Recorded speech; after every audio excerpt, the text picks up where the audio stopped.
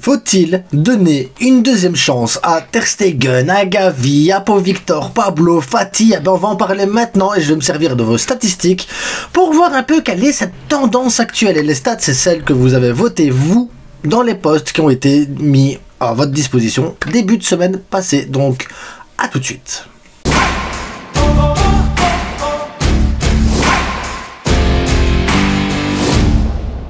On s'abonne, on like, on partage. Vous voulez être beau gosse comme moi avec un training du Barça. Le training, il est magnifique. Le maillot, le t-shirt, tout est magnifique. I do you want and the Casado is the best of the best. Eh ben, tout ça, c'est grâce au vestierstore.com. 10% de remise, code promo La Frite.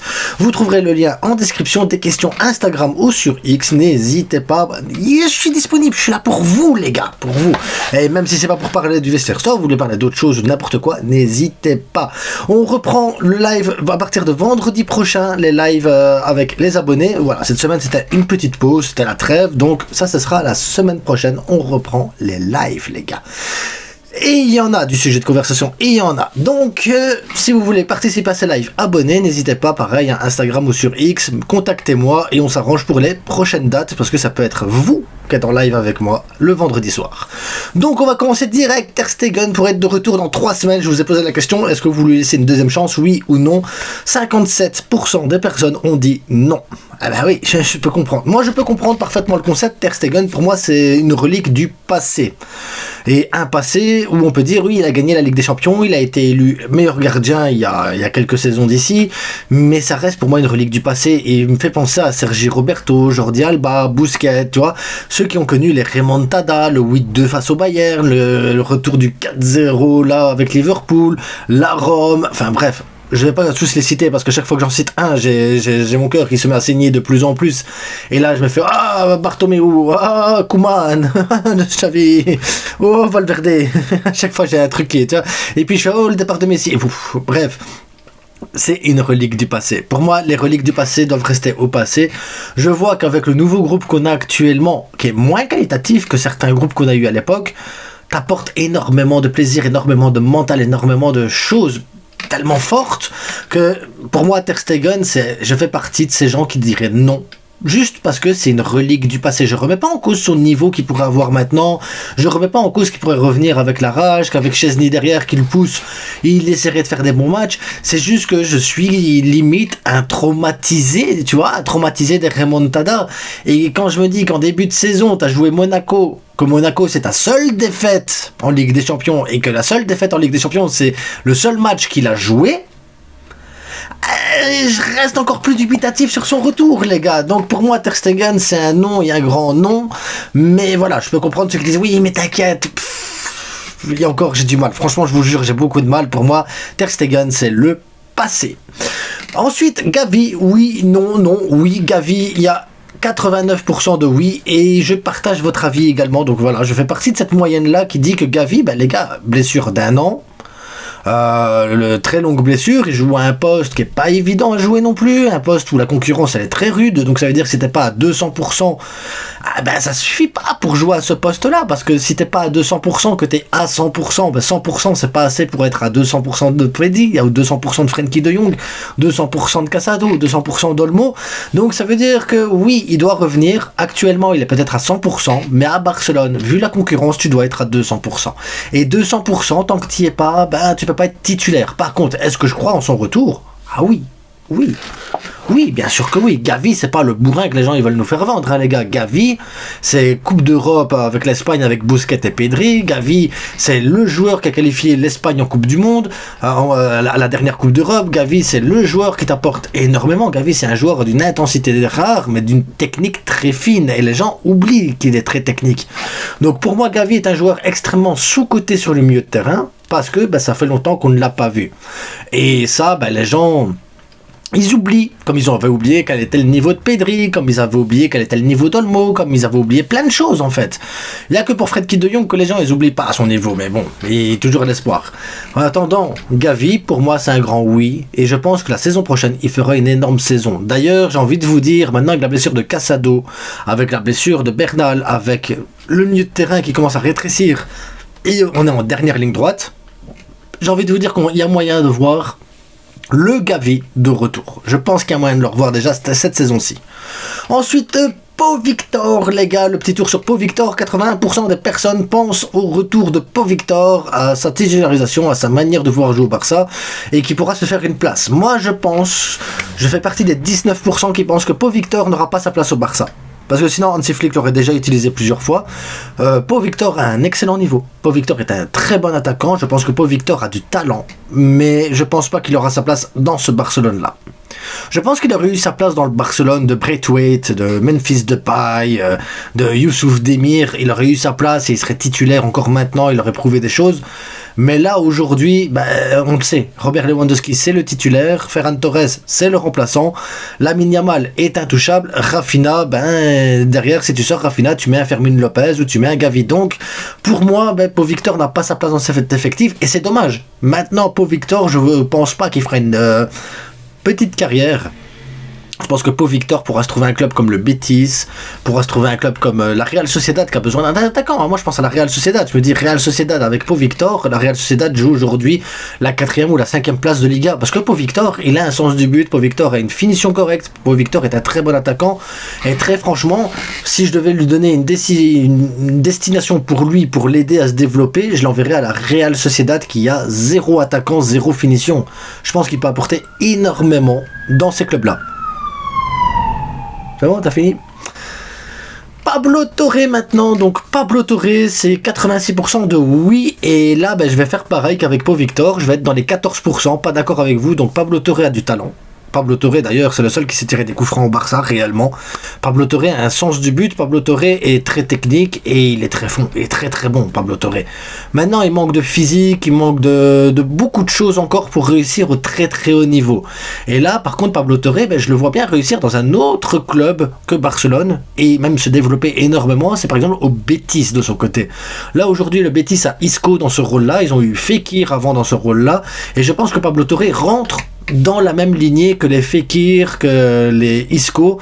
Je pense que Pablo Torre peut apporter un plus technique, physique, qui peut apporter quelque chose dans la profondeur, dans la technique, dans la vista, dans la frappe, dans le coup franc. Et donc pour moi, Pablo Torre est plus un joueur qui pourrait réussir au Betis Séville. Mais clairement, je vois bien Pablo Torre au Betis Séville et réussir là, très franchement. Et pourquoi pas aller en sélection espagnole par la suite, il est déjà repris avec les B, mais même développer son jeu et étoffer son jeu. Donc Pablo Torre, non au Barça, mais je le vois bien faire une grande carrière parce que c'est un joueur extrêmement intéressant. Maintenant, on va arriver au cas Ansu Fati. Ansu Fati, les gars. Ansu Fati, 69% des gens pensent qu'il ne pourrait pas revenir à Barcelone. Ansu Fati est une énigme pour moi et je vais partir sur les 69%. Je vais me mettre avec la majorité parce que pour moi, Ansu Fati, il a perdu sa place à Barcelone le jour où son papa a fait l'interview en disant qu'il pouvait aller au Real Madrid et que Xavi ne le mettait pas titulaire et que c'était un manque de respect. Aujourd'hui, on retourne avec le même dialogue avec sa famille et je pense qu'Ansu Fati, le problème a été son entourage, pas lui. Parce que ça arrive en fait à n'importe quel joueur de se blesser. Regardez, Bernal il s'est blessé, Gavi s'est blessé, c'est tous des joueurs qui ont eu des longues blessures, Baldé s'est blessé long terme. Donc voilà, des joueurs qui se blessent en long terme en étant jeunes et qu'après ils récupèrent leur place, ça existe. Mais tous ont eu un entourage qui les ont soutenus, qui les ont aidés, qui les ont mis en tête qu'il y avait un objectif à atteindre, qu'il fallait travailler, qu'il fallait bosser dur. Et je sais pas pourquoi, j'ai l'impression que Ansu Fati, en fait, il le voit, sa famille le pousse en disant mais tu es le numéro 10 du Barça, donc ça t'est dû. Ça t'est dû. Tu dois, voilà, le Barça, c'est normal que tu sois titulaire, c'est normal que tu sois à Barcelone parce que ça t'est dû. Et en fait, c'est cette façon de voir les choses qui me dérange. Et peut-être que c'est moi qui suis qui vois que ça, hein, mais moi je vois ça de Ansu Fati, j'ai l'impression que ça lui est dû les affaires et ça me dérange quand je vois les sorties d'interview ici du papa encore une nouvelle fois, ça me dérange, je vous jure, ça me dérange.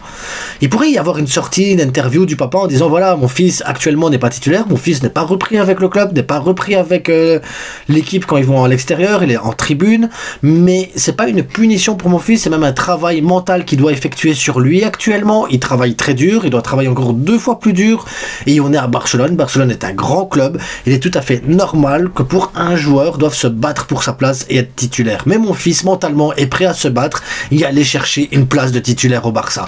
Et c'est ça que j'aurais voulu avoir en interview, pas de oui, de vrai, je comprends pas, la situation elle n'est pas normale et tout. Non. Parce qu'encore une fois, moi, tu peux être payé autant que tu veux au Barça, tu peux être payé autant que... Si tu montres quelque chose, j'ai pas de problème. Si tu apportes quelque chose, j'ai pas de problème. Mais Ansu Fati n'apporte plus rien, les gars. Ansu Fati, c'est que l'ombre de lui-même, mentalement, c'est compliqué. Et en fait, c'est une question de mental, que ce soit dans les interviews, que ce soit dans la gestuelle, que ce soit en tribune, que ça, peu importe. J'ai l'impression que Ansu Fati, mentalement, il est pas prêt pour jouer à Barcelone. Alors que son talent, on l'a vu, son talent. Je pense pas qu'il ait perdu son talent. Le jeu court, la finition, le geste. Je pense pas qu'il ait perdu tout ça. Je pense pas qu'Ansu Fati, tout d'un coup, il est passé de très fort à je suis mauvais. Ça existe pas. Ça n'existe pas, ce genre de truc. Tu l'as ou tu l'as pas, le talent. Lui, il a le talent. Et pour moi, c'est un problème mental. Mais à partir du moment où tu as Xavi, De Zerbi, maintenant Hansi Flick, qu'est-ce que vous voulez que je vous dise? Hansi Flick, on pouvait dire que Xavi, il est jeune entraîneur, il a un problème. Ok, pourquoi pas? De Zerbi, ben voilà, il préfère faire jouer ses joueurs qui sont à lui plutôt que des joueurs en prêt. Tu peux me dire, ok, pourquoi pas? Hansi Flick, quoi? Parce que Hansi Flick, l'air de rien, il a bonifié tout le monde. Bonifié tout le monde. À un moment donné, il faut se poser les bonnes questions. C'est ou le joueur ou les entraîneurs. Mais là, pour moi, tu as 3 entraîneurs différents en peu de temps. Ansu Fati, les problèmes physiques qui reviennent systématiquement. Pour moi, mentalement, ça va pas. Pour moi, c'est mental que ça va pas. Alors aujourd'hui, on arrive dans la dernière partie, dans une dernière ligne droite, dans une période qui va être très compliquée pour le Barça. On va avoir besoin de tout le monde. Ça veut dire que Ansu Fati pourrait avoir à un moment donné la place qu'il faut pour lui avoir quelques minutes. Il faut que mentalement il arrive et qu'il dise voilà, je me suis entraîné, je me suis préparé, je suis motivé, j'ai 5 minutes, sur ces 5 minutes je vais mettre un triplé. Sur les 5 minutes je vais mettre un triplé. Sur les 5 minutes je vais prendre la place de Lewandowski. Il faut qu'il se mette ça en tête et qu'il se dise c'est possible, je peux le faire. Et il peut le faire en vérité, le talent il l'a. Mais à ce niveau-là, le talent ne suffit pas les gars, ça ne suffit pas. Il faut plus que ça. Il faut le mental qui aille te chercher les titres, le mental qui aille te chercher ta place, le mental qui doit te donner envie de tuer tout le monde sur le terrain et te dire c'est moi le numéro 10, c'est moi le patron de l'équipe. Et ça, je le vois pas chez Ansu Fati. Je suis désolé, je ne le vois pas. Et pour sa carrière, les gars, j'ai peur que mentalement, vu que ça a été extrêmement compliqué pour lui, sa carrière, je la vois pas comme un Pau Victor ou un Pablo Torre dans des clubs qui peuvent l'aider à se développer. Ansu Fati, je le vois dégringoler en fait, les gars. Je le vois finir à Al-Sadd, là je sais pas quoi. Je le vois finir peut-être en Serie A comme avec Fabregas, mais je le vois disparaître tout doucement en fait. Le Ansu Fati, un peu comme on a vu des Jeffren disparaître, des Boran disparaître. Voilà, je vois Ansu Fati faire une Boran par exemple, tu vois, faire une carrière, mais sans plus. Sans qu'il y ait quelque chose derrière, ou des ou tu vois. Dommage, mais c'est comme ça. Le football, c'est pas une science exacte. Après, peut-être que je me trompe, hein, et très franchement, ce serait pas la première fois que je me trompe, et je souhaite me tromper pour Ansu Fati, parce que pour Ansu Fati, ça voudrait dire qu'il aurait une immense carrière. Mais voilà, c'est mes impressions, ma façon de voir les choses. Dites-moi vous ce que vous en pensez réellement, comment vous voyez certaines choses. Développez-moi ça en commentaire, et en attendant, on se retrouve dans quelques heures pour la vidéo spéciale. Qui pourrait être le remplaçant d'Ancelotti? Et là, je pense, les gars, qu'il y a moyen. On va rire, les gars, on va rire. À bientôt, portez-vous bien, et n'oubliez pas le plus important, c'est que du football. Ciao.